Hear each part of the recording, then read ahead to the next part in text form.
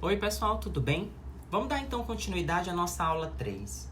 Lembra que na nossa última aula a gente estava falando sobre os cicloalcanos e estava fazendo uma análise conformacional das estruturas. Hoje a gente vai continuar fazendo análise conformacional e vai adicionar agora também a análise sobre a estereoquímica cis-trans desses ciclos. Também que na nossa última aula a gente falou sobre os ciclos de 3, 4 e 5 membros. Hoje a gente vai falar do ciclo de 6, que também é conhecido como ciclo hexano. O ciclo hexano ele é o composto cíclico mais comum na natureza. Ele é o de maior ocorrência na natureza. Se a gente olhar para cá, para essa figura, a gente vai observar que, se levar em consideração a estrutura, segundo Bayer, para a estrutura do ciclo de 6 membros, a gente vai ter uma estrutura com um ângulo de ligação de 120 graus, o que confere realmente à estrutura uma certa instabilidade. No entanto, na natureza, o ciclo hexano ele ocorre numa conformação que a gente chama de conformação do tipo cadeira, na qual os ângulos de ligação aqui, entre os carbonos do ciclo, vai ser um ângulo de ligação de 111,4 graus, o que já é mais próximo daquele ângulo de 109,5 graus, certo? Isso confere, no caso dessa estrutura, quase uma não tensão angular. Digamos assim, ele praticamente é livre dessa tensão. Ainda olhando para essa estrutura, agora por meio da projeção de Newman, a gente vai observar que as ligações, elas se encontram de maneira alternadas, o que nos diz que essa estrutura ela é livre de tensão torsional, tá? Então, a gente tem então a estrutura mais estável dentro dos ciclos, que é o ciclo hexano. O ciclo hexano também, ele assume conformação do tipo barco ou bote. Nessa conformação, o ciclo ele não tem tensão angular, mas ele tem tensão torsional, uma vez que os hidrogênios eles se encontram de maneira eclipsada e apresentam também um efeito que a gente chama de efeito estéreo. Essa estrutura também, ela assume uma energia mais elevada do que a conformação em cadeira, o que nos diz que essa estrutura é uma estrutura mais instável. Se a gente olhar para cá, para o meio, onde a gente tem a representação dessa estrutura em barco, a gente vai observar que essa estrutura recebe esse nome porque ela se assemelha a essa estruturinha aqui. Observa que os carbonos aqui o 1, se eu for chamar isso aqui de 1, aqui seria 2, 3 e o 4, eles estão elevados, o que faz com que ele assuma esse desenho realmente que se assemelha a um barco. Eu espero que vocês tenham conseguido visualizar isso. Se a gente considerar esses hidrogênios que estão ligados a esses dois carbonos, eles estão tão próximos que ocasionam o efeito que a gente chama de efeito estérico. Já olhando na projeção de Newman, os hidrogênios eles se encontram de forma eclipsada, o que ocasiona o que a gente chama de tensão torsional. Essa estrutura, em conformação do tipo barco, ela possui uma instabilidade, uma vez que a energia dela é 6,9 quilocalorias a mais do que a estrutura em conformação do tipo cadeira. Analisando ainda essa estrutura em bote, se a gente torcer, por exemplo, se eu pego aqui esse carbono e subo ele um pouco, a gente vai estar torcendo essa estrutura. A gente consegue aliviar um pouco da tensão torsional existida entre os hidrogênios. E já por fazer essa torção, essa estrutura ela vai ser 1,4 quilocalorias-mol mais estável essa estrutura aqui ao lado, que é a estrutura em bote. Então, a gente observou que o ciclo hexano ele consegue assumir a estrutura em cadeira, essa estrutura em bote e uma estrutura em bote torcido. Pessoal, olha para cá para essa figura 3. A gente tem todos os conformers do ciclo hexano, tá? Comparando todos eles, as estruturas mais estáveis são aquelas estruturas na qual ele assume a conformação em cadeira. Observa que elas estão aqui abaixo nesse gráfico de energia. É o que possui o menor valor de energia. Já comparando com as outras, a estrutura mais instável, que eu não fiz a representação lá, é a representação em meia cadeira. É como se eu tivesse uma estrutura quase assim, Isso aqui todo reto. E só a extremidade que sobe um pouco, tá? Então ela parece uma meia cadeira. Essa estrutura é a estrutura mais instável. Descendo um pouco esse gráfico, a gente tem o barco torcido, que já tem uma certa estabilidade, comparada tanto com a meia cadeira como com a estrutura bote. Então, depois a gente tem essa estruturinha aqui, que é a bote, sendo ela mais instável do que o bote torcido e a cadeira. Como que a gente faz para representar as ligações dos hidrogênios ou dos substituintes feitas diretamente no ciclo hexano? Se a gente olhar para essa estrutura representada aqui nesse slide, ela é a estrutura em cadeira do ciclo hexano. Passei aqui um eixo nessa molécula. Vamos fazer então aqui as representações das ligações axiais. Primeiro a gente determina onde iniciar. Por exemplo, pego o ciclo e eu decidi fazer o seguinte. Vou começar colocando uma ligação aqui para cima. Ou escolhendo essa outra extremidade, que é essa aqui, colocando essa ligação para baixo. Depois que eu faço isso, eu saio alternando as ligações. Então eu vou dizer para vocês o seguinte. Se eu escolher esse aqui, que é o carbono 1, ou aqui 2, 3, 4, ou escolher o 4, colocando aqui para baixo, né? Todos os outros eu já consigo imaginar como eles vão vir. Por exemplo, se no 1 eu escolhi colocar para cima, no 2 eu sei que eu vou pôr para baixo. No 3 eu vou pôr para cima. O 4 vai vir para baixo. O 5 para cima. O 6 para baixo. Tá? Então, sempre que eu escolher 1 ou 4 para iniciar, eu já sei como que eu tenho que fazer os próximos. Ó, se o 4 tá para baixo, tanto esse terceiro como o quinto aqui, eles estão mais altos que o 4. Então, eu já sei que eles vão estar para cima, ó. Esse e esse para cima. Como esse aqui e esse estão mais abaixo desses dois, eles vão estar para baixo. E aqui de novo para cima, tá? Ó, observa que ficou igual. É assim que a gente faz a representação. Então, se a gente for fazer as ligações axiais, a gente vai ter ligações assim. Então, gente, as ligações axiais é como se elas estivessem subindo ou descendo em cima da estrutura do ciclo hexano. Já as ligações equatoriais é como se elas fossem representações das ligações em formas paralelas em comparações a outras ligações já existentes. Professor, não entendi. Ó, observe essa ligação em vermelho. É como se eu estivesse colocando ela de forma paralela com as ligações 2 e 3, 5 e 6. Estão paralelas. Então, as ligações equatoriais vão ser assim. Por exemplo, essa aqui que vai estar em 2, eu já vou colocar ela assim. Ela está o quê? Paralela a essa ligação. E a essa aqui também. Essa daqui, já vou colocar assim. É como se ela estivesse paralela a essas ligações aqui, ó. Essa paralela a essa, tá? Do mesmo jeito essa aqui, já coloco aqui assim para cima. Como se ela estivesse paralela a 5, 6, 3 e 2. Aqui do mesmo jeito. Como se ela estivesse paralela a quem? A 3 e 4. E aqui, assim. Paralela a essa ligação. Então, as ligações equatoriais, elas são representadas dessa forma. Eu sei que a princípio parece que é difícil. Meu Deus, como que eu vou conseguir decorar essas representações? Pessoal, para o slide, pega uma folha e desenha no caderno. Tenta fazer o desenho do ciclo hexano e tenta fazer essas ligações. Por exemplo, não sabe fazer o desenho do ciclo de 6? Então vamos começar a treinar. Por exemplo, para desenhar esse ciclo aqui, vocês vão fazer um traço assim, em seguida faz outro abaixo. Ó. Onde está esse tracinho aqui? Vamos fazer uma linha imaginária aqui, ó, descendo aqui, ó. Começar aqui e faço assim. Depois que eu faço isso, tanto aqui como aqui, eu só preciso decidir. Não tá assim? Olha aqui, ó. Não tá pra cima? Aí eu puxo aqui, ó. Pra cima. E esse aqui sai direto pra encontrar lá. Aqui agora não tá pra baixo? Então eu faço assim. Puxei pra baixo. Então esse aqui vai descer até encontrar lá. Então essa seria já uma representação do ciclo hexano. É claro que quando você estiver praticando, você começa a ganhar mais agilidade. Aí você consegue fazer ciclos mais bonitinhos. Começa a fazer uns traços mais retos, vocês começam a desenhar mais rápido, e aí vocês vão ganhando agilidade nas representações de vocês, certo? Tá, agora que a gente já sabe o que é ligação axial e ligação equatorial, vamos olhar para essa molécula aqui, que é a molécula do metilciclohexano. Observa que o grupo metila, nessa estrutura, ela está na posição que a gente chamou agora de posição equatorial. Então eu falo que eu tenho uma metila equatorial. E nessa outra representação aqui, eu tenho a metila na posição axial. Essas estruturas são iguais, elas não são diferentes. O que aconteceu é o seguinte, que esse aqui é o carbono 1 e eu desci. É como se eu pegasse essa pontinha e estivesse descendo ela para baixo. Todos os carbonos precisam andar. Então, desci aqui o 1. Esse aqui é o 2. Observa aqui, qual foram as mudanças que aconteceram. Se o meu hidrogênio, nessa primeira estrutura, ela era um hidrogênio que eu chamo de hidrogênio axial, nessa segunda, ela agora passa a ser um hidrogênio equatorial. Do mesmo jeito é a metila. Observa que a metila que era equatorial, ela passou a ser uma metila axial. Para todos os hidrogênios agora da cadeia, se você for olhar aqui, eles também mudaram de conformação, de posição nas diferentes conformações, tá?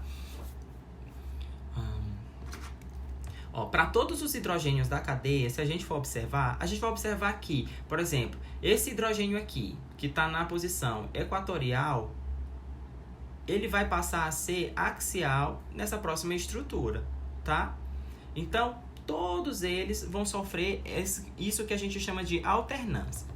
Isso que eu estou mostrando aqui para vocês é conhecido como inversão de anel ou interconversão cadeira-cadeira.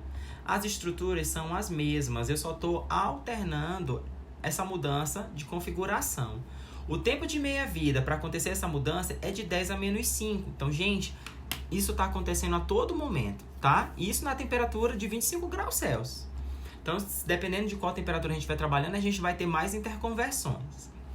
Só que, ainda comparando essas estruturas, uma delas vai ser mais estável, mesmo que elas mudem. Uma hora eu tenho a metila na posição equatorial, outra eu tenho na posição axial. Então, se a gente for comparar as duas estruturas, a estrutura mais estável é aquela na qual a metila está na posição equatorial. Aí eu já quero que vocês gravem isso, anotam no papel e fixem essa informação.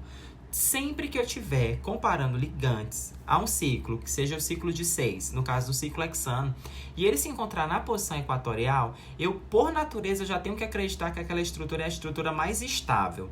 Só que aí, a gente tem que comparar qual é o tipo de ligante que está ali e quais são as interações que ele pode sofrer com esse anel, tá? Por que eu falo isso? Porque às vezes eu posso colocar um ligante que não tenha nenhuma interferência, então para ele, independente de qual seja a posição dele, se vai ser axial ou equatorial, ele não vai ter interferência em termos de energia para aquela molécula. Já dependendo do grupo, se for um grupo que a gente chama grupo mais volumoso, um grupo maior, a gente pode ter uma interação com os outros ligantes do anel. E isso pode interferir na sua estabilidade. Então, olha para cá, para essas figuras. Na posição equatorial, eu considero que essa estrutura é a estrutura mais estável, porque nessa posição, esse grupo metila ele não está interagindo com nenhum desses outros átomos de hidrogênio presentes no ciclo.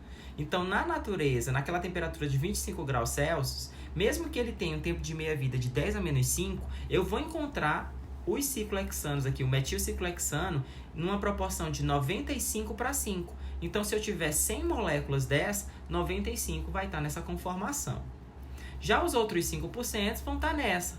E nessa conformação aqui, ela não é a mais estável, porque ele possui uma interação que a gente chama de interação 1,3 diaxial. Essa interação aqui é 1,3 porque observa que no carbono 1 eu tenho uma metila. Aí no 2, 3 eu tenho um hidrogênio na posição axial. E aqui, ó, 1, 2 linha, 3 linha, outro hidrogênio. Por que eu coloquei 2 linha e 3 linha? Porque se eu for fazer a numeração normal, vai ser 1, 2, 3, 4, 5, tá? E eu quero que vocês observem aqui. Há 3 posições, eu tenho hidrogênio. Então, eu estou utilizando essa representação para facilitar a visualização de vocês em termos de nomenclatura mesmo, tá? Esse tipo de interação aqui, interação 1,3 diaxial, ela é chamada também de efeito estérico. Então, a gente vai ter uma interação aqui desse grupo metila com esses hidrogênios. Professor, mas parece que eles estão tão distantes. Gente, está parecendo que está distante, é porque eu não coloquei a representação das ligações assim. Mas se eu colocasse assim, vocês iam ver que o hidrogênio ele ia estar mais próximo possível desses hidrogênios aqui. O que ocasiona, de fato, esse impedimento, tá? Esse efeito estérico, na qual esses hidrogênios eles não podem estar ocupando o mesmo espaço. Então, ocorre uma repulsão, ocasionando uma maior instabilidade para essa nossa molécula. Confere aqui nessa tabela 2, na qual eu mostrei para vocês os diferentes substituintes que podem estar no nosso anel de ciclohexano. Eu posso ter os hidrogênios, uma cadeia que tenha, do ciclohexano que não tenha substituintes, que tenha só hidrogênios, não faz diferença para a gente, né? Porque a gente não vai estar variando. O hidrogênio que vai sair da posição equatorial e que vai para axial, eles vão ser todos iguais, eles possuem o mesmo tamanho, não tem diferença. Só que à medida que eu aumento o tamanho da cadeia, no caso do meu substituinte, eu observo que essas estruturas vão possuir uma maior instabilidade com relação da posição axial. Então, esses substituintes, eles vão optar por se encontrar na posição equatorial. Para quê? Para evitar aquele efeito que a gente acabou de discutir. Aquele efeito que é chamado de efeito quê? Interação do tipo 1,3 diaxial ou efeito estérico, tá? Observa que se eu coloco halogênios o efeito é praticamente mínimo e quase não varia entre eles. Por quê? Porque os halogênios em si, eles não possuem um grande volume. Então, independente se eles estão na posição equatorial ou axial, não vai ter tanta diferença em termos de energia para essa nossa molécula. Olha aqui esses exemplos. O flúor, por exemplo. Naquela temperatura de 25 graus Celsius, eu consigo interconverter essas estruturas e ter tanto o ciclohexano na posição, com o flúor, né, na posição axial, como ter ele na posição equatorial. E as proporções já não vão ser tão diferentes. Observa que eu tenho 40% aqui, né, para essa posição axial, enquanto eu tenho 60% para o flúor na posição equatorial. E isso acontece porque os halogênios, no geral, ocupam menos espaço. Agora olha aqui para esse grupo, que a gente chama de tersibutila. Esse grupo tersibutila, quando ele está na posição axial, olha o tamanho desses grupos. Eles possuem aquela interação 1,3 de axial, e isso aqui é totalmente impedido.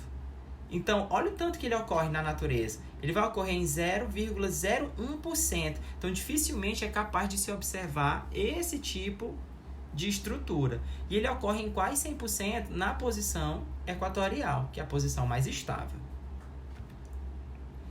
A gente chama esses grupos de grupos volumosos. Então, vocês vão ver que quando vocês estiverem fazendo a leitura do material de vocês, tanto no livro texto de vocês como em outros, vocês vão ver que é bastante comum chamar isso de grupos volumosos, que é para indicar que são realmente grupos grandes e que eles ocasionam esse tipo de interação.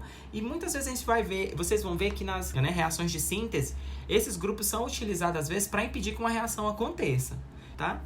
Mas mais à frente a gente vai discutir sobre isso lá na nossa disciplina de Química Orgânica 2. Agora vocês só se preocupem em identificar qual o tamanho do grupo, ele confere uma estabilidade, qual é o tipo de interação que está acontecendo.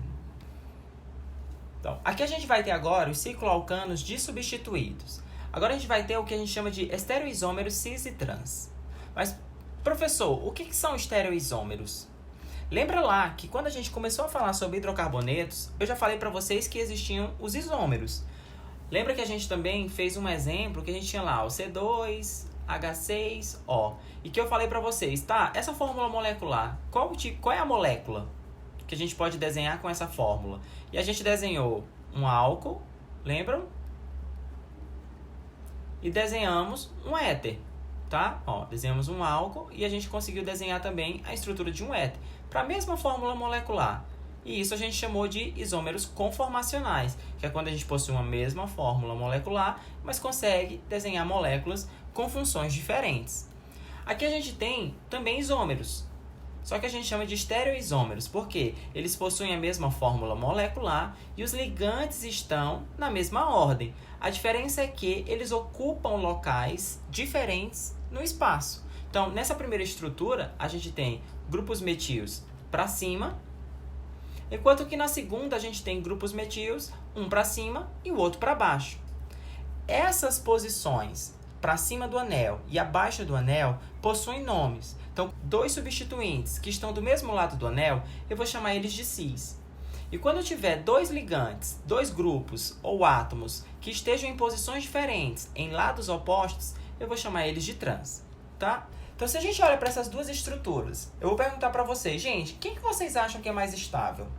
A estrutura cis ou a estrutura trans? Eu já falo para vocês que a estrutura mais estável é a estrutura trans.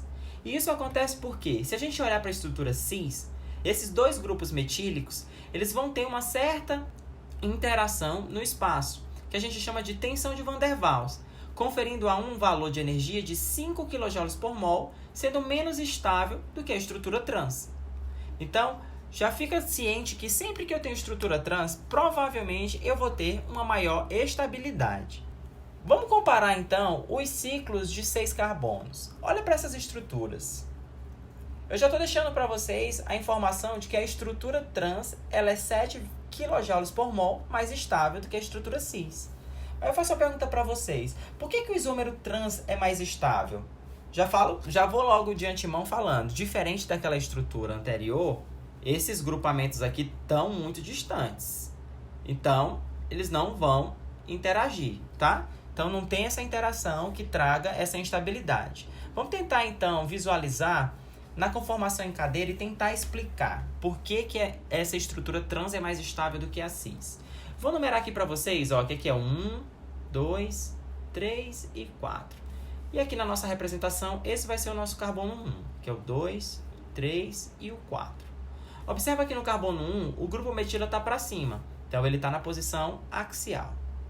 O hidrogênio para baixo, equatorial.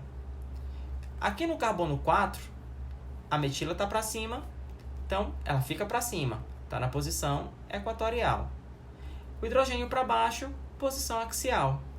Quando eu faço a interconversão das estruturas, lembra lá, se a minha metila está na posição axial, ela vai para equatorial. Então, está aqui, equatorial. Se o hidrogênio está na posição equatorial, ele vai para axial. Serve para esse aqui também, que está equatorial, axial agora. Hidrogênio equatorial. Tem diferença nas duas estruturas? Não, né? Porque se eu olhar para essa estrutura e para essa outra, os grupos metis aqui, eu tenho um grupo metil, pelo menos em cada estrutura, que é axial. E na outra eu tenho um grupo metil, e aqui também, que é equatorial. Então, em termos de energias, elas são parecidas, elas não vão ser diferentes. Vamos olhar então agora para a estrutura trans. Fazendo aquela mesma simulação. Aqui é 1, 2, 3, 4. Aqui, carbono 1 e o 4. Metila para cima, axial aqui, hidrogênio para baixo, equatorial aqui.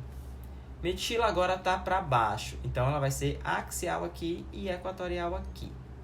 Então, interconvertendo as estruturas, metila que estava axial passou a ser equatorial e a metila que estava axial aqui também agora é equatorial. Então, agora a gente tem estruturas diferentes. Duas metilas axiais e agora a gente tem duas metilas equatoriais.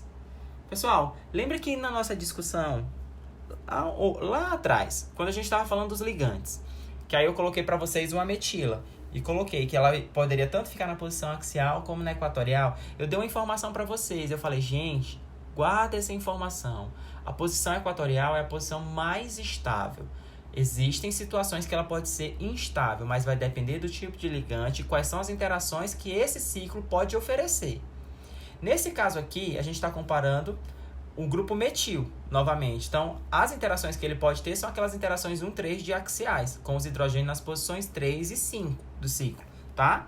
Que é isso aqui, ó, lembra? Aquelas interações com esses hidrogênios que estão nessa posição aqui. Então, isso aqui é uma interação de axial. Então, isso confere uma estabilidade. Então, quando ele está na posição equatorial, ela é mais estável. Então, vamos olhar para essas estruturas e comparar. Volto para aquela pergunta. Por que o isômero trans é o mais estável? Gente, se no isômero cis, naquelas conformações que eu mostrei, eu só tenho uma metila que se encontra na posição axial e uma que se encontra na equatorial, então eu tenho só um grupo metílico estável. Já nessa outra estrutura trans, lembra lá que eu formei uma estrutura com dois grupos axiais, mas eu tenho uma estrutura em que os meus dois grupos se encontram na posição equatorial. Então, eu tenho uma estrutura na qual a minha molécula está no momento mais estável para ela. Então, isso garante para a minha molécula trans uma estabilidade comparada com a estrutura cis. Então, a resposta é essa. A estrutura menos estável tem um grupo metila na posição axial, que é essa aqui. E a diferença de energia de 7 kJ por mol pode ser considerada o custo em energia de ter um grupo metila em uma orientação axial e não equatorial. Então, o fato dele assumir uma metila na posição axial confere uma perda, no caso, de estabilidade, garantindo então que ele tenha mais energia quando comparado com a estrutura trans. E por fim, a gente tem a estrutura dos biciclos, nas quais eles também conseguem assumir essas estruturas de estereoisômero cis e trans. Se a gente olhar aqui para essa estrutura desse biciclo de 10 carbonos, vou contar aqui para vocês só para mostrar, né? Vai que vocês estão na dúvida se tem 10. Ó. 1, 2, 3, 4, 5, 6, 7, 8, 9, 10. Lembra lá que aqui são 4 carbonos, ó, 1, 2, 3, 4 numa ponte e 4 na outra. Por isso que é um biciclo 4, 4, nenhum nesse central, 0, decano, porque tem 10. Se a gente olhar nessas duas estruturas, Os hidrogênios nessa primeira, eles estão orientados para frente do plano. Então, estão para cima, ele assume essa estrutura, na qual, ó, observa aqui, tá para cima, para cima, para cima, para cima. Então, essa estrutura na qual os hidrogênios estão no mesmo lado, a gente chama de cis. Então, é o cis-decalina. Cis-biciclo, 4,4,0, decano. Já nessa segunda outra estrutura, também a estrutura da decalina, a gente tem um hidrogênio para cima e o outro para trás do plano. Nessa estrutura, observa que quando eu coloco um hidrogênio para cima e o outro para cá, ele assume essa conformação. Essa estrutura aqui, ela não consegue se interconverter nessa outra. Então, eu consigo fazer a separação das estruturas, tanto cis quanto trans. Elas vão possuir até pontos de ebulição diferentes, por isso que eu consigo separar essas estruturas. Observa que, por conta da diferença da orientação desses hidrogênios, esses ciclos vão assumir estruturas diferentes, né? A forma como eles se ligam vão ser diferentes, ocasionando novas propriedades para essas moléculas. Então, pessoal, a gente vai encerrar aqui esse nosso conteúdo. E na próxima aula a gente vai ter um nosso encontro síncrono para discutir as dúvidas com relação aos assuntos trabalhados até esse momento, para posteriormente a gente fazer a nossa primeira avaliação. Então, até a próxima. Tchau, tchau!